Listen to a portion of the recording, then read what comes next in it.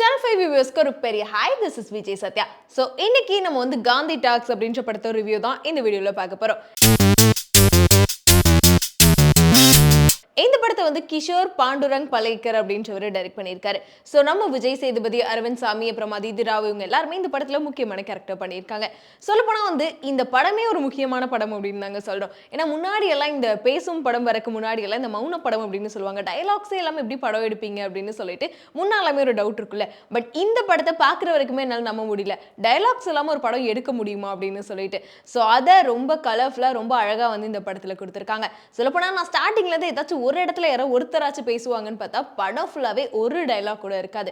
Full and full music and பாட்டு, அப்புறமா அவங்களோட ஆக்ஷன்ஸ் மூலமாவே எல்லா விஷயங்களையும் ரொம்ப அழகா வந்து கன்வே பண்ணியிருக்காங்க. ஸோ படத்தோட டைட்டிலுக்கு ஏற்ற மாதிரி வந்து காந்தி டாக்ஸ் அப்படின்றது மனுஷங்க பேசலன்னா கூட அவங்க கையில் இருக்கக்கூடிய பணம் பேசும். அந்த நோட்டில் இருக்கக்கூடிய காந்தி தாத்தா எந்த அளவுக்கு சிரிக்கிறாரோ நம்ம லைஃப்ல அந்த அளவுக்கு வந்து சில விஷயங்கள் நடக்கும் அப்படின்றது தான் இந்த படத்துல மெயினான கருத்தா வச்சிருக்காங்க. முக்கியமா வந்து நம்ம விஜய் சேதுபதி அண்ட் அரவிந்த் சாமி, ஸோ இவங்க ரெண்டு பேரும் மும்பையில் வரக்கூடிய ரெண்டு துருவங்கள் அப்படின்னு சொல்லலாம். விஜய் சேதுபதி சைட் பார்த்தீங்கன்னா உடம்பு சரியில்லாத ஒரு அம்மா, அது மட்டும் இல்லாமல் அடுத்த வேளை சாப்பாட்டுக்கு கஷ்டப்படக்கூடிய ஒரு ஆளாக தான் விஜய் சேதுபதி இருக்காரு.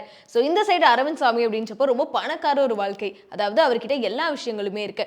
பட் இருந்தாலும் இவங்க ரெண்டு பேர்த்து வாழ்க்கையும் கனெக்ட் பண்ற ஒரு விஷயம் என்ன அப்படின்னா, அடுத்தவங்க வாங்கக்கூடிய லஞ்சத்தினாலே இவங்க ரெண்டு பேர்த்தோட வாழ்க்கை எந்த அளவுக்கு பாதிக்கப்படுது, ஸோ அதனால என்னென்ன பிரச்சனைகள் வருது, அதை எப்படி இவங்க ஃபேஸ் பண்றாங்க அப்படின்றதான் படத்தோட மீதி கதை. அதாவது விஜய் சேதுபதி கையில் இருக்கக்கூடிய அந்த ஒரு 100 ரூபா நோட்டும் அரவிந்த் சாமி கையில் இருக்கக்கூடிய நிறைய 2000 ரூபா நோட்டுகளும் தான் வந்து இந்த படத்துல அதிகமாக வந்து டிராவல் ஆயிட்டு இருக்கு. ஸோ அதே மாதிரி நம்ம அதிதி ராவ் வந்து விஜய் சேதுபதிக்கு பேரா நடிச்சிருக்காங்க. ரொம்ப ரொம்ப பியூட்டிஃபுல்லாக வந்து அவங்களோட அந்த பிரசன்ஸ் வந்து இந்த படத்தில் கொடுத்துருக்காங்கன்னு சொல்லலாம். ஏன்னா அவங்களோட ஆக்டிங் எப்பவுமே டைலாக்ஸ் மூலமாக தான் வந்து நம்ம அதிகமாக நடிகர்கள் பேசக்கூடிய டைலாக் தான் ரொம்ப ரசிப்போம். பட் இந்த படத்தில் எல்லா விஷயங்களையும் எப்படி ஆக்ஷன் மூலமாக சொல்ல முடியும் அப்படின்றப்போ, பட் இந்த படம் டைலாக்ஸே இல்லைனா கூட அவங்க என்ன விஷயத்த சொல்ல வராங்க, அவங்க என்ன கன்வே பண்ணுறாங்க அப்படின்றது அவங்களோட இந்த எக்ஸ்பிரஷனில் ரொம்பவே அழகாக வந்து காமிச்சிருக்காங்க. முக்கியமாக விஜய் சேதுபதி அவர்கள் வந்து அம்மா உடம்பு சரியில்லை, ஸோ இன்னொரு சைடு பார்த்தீங்கன்னா அவர் காதலிச்ச அதித்தி ராவை கல்யாணம் பண்ணும் அப்படின்றப்போ ரொம்ப இன்னசென்ட்டான ஒருத்தராக இருக்காரு. ஸோ அந்த இன்னசென்ஸாக இருக்கட்டும், அதே மாதிரி வந்து சாப்பாட்டுக்கே வழி இல்லாதப்போ அவரோட அந்த எமோஷன்ஸாக இருக்கட்டும், இல்லை சம்பாதிக்கணும் வேற என்ன பண்ண அப்படின்னு தெரியாமல் அவரோட அந்த கன்ஃபியூஷன் அப்படின்னு சொல்லிட்டு அவரோட கண்ணிலேயே எல்லா விதமான ஃபீலிங்ஸையும் வந்து கொடுத்துருக்காரு. முன்னாடி எல்லாம் நம்ம விஜய் சேதுபதி அவர்கள் வந்து ரொம்ப இன்னசென்ட்டான கேரக்டர்லாம் நடிச்சிருப்பார்ல, ஸோ அதை அப்படியே இப்போ கண் முன்னாடி காமிச்சிருக்காரு அப்படின்னு தான் சொல்ல முடியும். பிகாஸ் எந்த டைலாக்மே இல்லைனாலும் விஜய் சேதுபதி என்ன சொல்ல வராரு, அவர் என்ன ஃபீல் பண்ணுறாரு அப்படின்றது அவரோட கண்ணை பார்த்தே நம்மளால வந்து அதை புரிஞ்சுக்க முடியும். இன்னொரு சைடு வந்து அதித்தி ராவ், ஸோ ஒரு சைடு பார்த்தீங்கன்னா வேலையே இல்லாமல் இப்படி வந்து காசுக்கே கஷ்டப்படுற ஒரு பாய் ஃப்ரெண்ட், இன்னொரு சைடு அவங்க வீட்டில் வந்து பையன் பார்த்துட்டு இருக்காங்க. ஸோ இப்படி இருக்கப்போ அந்த ரெண்டு விஷயங்களையும் எப்படி ஹேண்டில் பண்ணுறாங்க, விஜய் சேதுபதி எப்படி பார்த்துக்கிறாங்க, ஸோ அவங்களோட லவ்வை எப்படி வந்து எக்ஸ்பிரஸ் பண்ணுறாங்க அப்படின்னு சொல்லிட்டு அவங்களையுமே வந்து ரொம்ப ரொம்ப அழகாக வந்து அதித்தி ராவை காமிச்சிருக்காங்க. ஸோ அவங்களோட ஆக்டிங் கண்டிப்பாக இந்த படத்தில் பீக்கில் இருந்துச்சு அப்படின்னு தான் சொல்லணும். இன்னொரு சைடு நம்ம அரவிந்த் சாமி, ஸோ எப்பயுமே கெத்தாக ஒரு பணக்கார தோற்றத்திலேயே அவரை பார்த்துருப்போம். இந்த படத்துலையும் ஒரு ரொம்ப பெரிய பணக்காரராக காமிச்சிருப்பாங்க. பட் இருந்தாலும் அவர்கிட்ட எல்லா விஷயங்களையும் இழந்துட்டு வர நேரத்தில் அவர் என்னென்ன விஷயங்கள் ஃபீல் பண்ணுறாரு, முக்கியமாக இங்கிட்டு காசே இல்லாதவரும் கஷ்டம் தான் படுறாரு, அங்கே நிறைய காசு இருந்தால் ஒரு கஷ்டம் தான் படுறாரு அப்படின்றப்போ இவங்க ரெண்டு பேரும் சந்திக்கக்கூடிய அந்த சில விஷயங்கள் ரொம்ப இன்ட்ரெஸ்டிங்காக வந்து படத்தில் காமிச்சிருக்காங்க.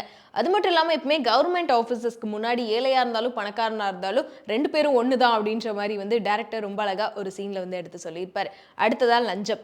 ஸோ ஸ்டார்டிங் நான் சொன்ன மாதிரி தான், என்னதான் டயலாக் மூலமாக நம்ம ஒரு விஷயத்த சொல்லாட்டியும் எந்த டைலாக்குமே வேணாம், எந்த பேச்சுமே வேணாம், ஆனால் காசு இருந்தால் அந்த காசில் இருக்க காந்தி தாத்தாவை பார்த்தா போதும், நம்ம நினைக்கிற எல்லா வேலைகளும் நடக்கும் அப்படின்றத படம் ஃபுல்லாகவே இந்த மாதிரி சில கருத்துக்களை வச்சு தான் வந்து படம் எடுத்திருக்காங்க. ஸோ படத்தில் மெயினான விஷயம் நம்ம ஏஆர் ரஹ்மான் அவர்களோட மியூசிக். பிகாஸ் டயலாக் இல்லாமல் ஒரு படத்தை எடுக்க முடியுமா அப்படின்னு கேட்டால் அதை பேலன்ஸ் பண்ணுறதுக்கு நம்ம தலைவனோட மியூசிக் தாங்க சொல்லணும். எல்லா இடத்துலையுமே வந்து சரி இந்த இடத்துல டைலாக் இருந்தால் நல்லா இருக்குமே அப்படின்னு சொல்லிட்டு நம்மளால ஃபீலே பண்ண முடியாது. அந்த அளவுக்கு அதை மேட்ச் பண்ணுறதுக்கு செம்மையாக வந்து அவரோட மியூசிக்கே வந்து ஃபர்ஸ்ட் ஒரு ஹீரோ அப்படின்னு தான் சொல்லணும். அடுத்ததாக பாட்டாக இருக்கட்டும், ஸோ மியூசிக்காக இருக்கட்டும், இவங்களோட எக்ஸ்பிரஷன்ஸ் அப்படின்னு சொல்லி எல்லாத்தையுமே ரொம்ப அழகாக வந்து பேலன்ஸ் பண்ணியிருக்காங்க படம் ஃபுல்லாகவே. இந்த 3 பேர் தான் முக்கியமான ஒரு கேரக்டரில் வந்து நடிச்சிருக்காங்க. ஸோ இவங்க 3 பேரோட ஆக்டிங்குமே வந்து நம்ம நிறைய படங்களில் பார்த்துருப்போம். பட் இந்த மாதிரி ஒரு டிஃப்ரெண்ட்டான கதை, சொல்லப்போனால் நிறைய படங்கள் யூனிக்கான கதை அப்படின்னு சொல்லுவோம். உண்மையாலுமே இது ஒரு யூனிக்கான படம் தான். ஏன்னா இந்த மாதிரி ஒரு படத்தை எடுக்க முடியுமா அப்படின்னு சொல்லிட்டு கண்டிப்பாக கதை சொல்லி தான் நிறைய பேர் யோசிச்சிருப்போம். பட் அப்படிப்பட்ட ஒரு படத்தை ரொம்ப அழகாக அவங்க என்ன சொல்ல வந்தாங்களோ அந்த விஷயத்த ரொம்ப நீட்டாக வந்து டேரக்டர் கொடுத்துருக்காரு. அதுக்கே பெரிய பாராட்டு முக்கியமாக இந்த மூவி டீமுக்கு. பிகாஸ் வந்து அவங்களோட ஸ்ட்ரென்த் என்ன அப்படின்றத இந்த மூவி டீம் மூலமாக மூலமாவே வந்து நிரூபிச்சிருக்காங்க அப்படின்னு சொல்லலாம். முக்கியமா இன்னொரு காந்தி அவர்கள் சொன்னது என்ன, நேர்மையா போகணும், இந்த மாதிரி நிறைய விஷயங்கள் இருக்குல்ல. ஸோ அதையுமே வந்து படத்துல ஒரு மெயினான ஒரு கோரா தான் வச்சிருக்காங்க. எவ்வளோ கஷ்டப்பட்டாலும் நீ நேர்மையான வழியில போன அப்படின்னா உனக்கு தேவையான விஷயம் கிடைக்கும் அப்படின்றதையும் வந்து ஒரு இடத்துல வந்து லாஸ்ட்ல கிளைமேக்ஸ் இந்த மாதிரி வந்து கொண்டு போயிருப்பாங்க. ஸோ சொல்லப்போனால் ரொம்ப அழகாக வந்து படம் ஸ்டார்டிங்லேருந்து எனக்கு எப்படின்னா ஸ்டார்டிங் பார்க்குறப்ப டாமி ஜெரி பார்க்குற மாதிரி இருந்துச்சு. ஸோ அவங்க வந்து அந்த இடத்துல டைலாக்கே இருக்காது. பட் ஆனால் அவங்க என்ன சொல்ல வராங்க, என்ன பண்ணுறாங்க, இந்த காமெடி சீன்ஸ் எல்லாமே வந்து அங்கே டைலாக் எல்லாம் பார்த்து சிரிச்சுட்டு இருப்போம். ஸோ நமக்கு ஒரு கனெக்ட் வந்து அந்த இடத்துல இருக்குல்ல, அதே மாதிரி தான் இந்த படத்துல. ஸோ இந்த படத்தையும் ஸ்டார்டிங்லேருந்து பார்க்குறப்போ அவங்க பண்ணுற விஷயங்கள் வந்து நம்ம லைஃப் கூட நிறைய இடத்துல கனெக்ட் ஆயிருக்கும். முக்கியமாக வந்து அவங்க அந்த இடத்துல டைலாக் வச்சிருந்தா என்ன டைலாக் வச்சிருப்பாங்க அப்படின்றத படம் பார்க்குறப்போ உங்களுக்கே வந்து தோணும். இந்த இடத்துல கண்டிப்பாக இந்த மாதிரி ஒரு டைலாக் தான் அவங்க வச்சிருந்தா பேசுவாங்க அப்படின்னு சொல்லிட்டு.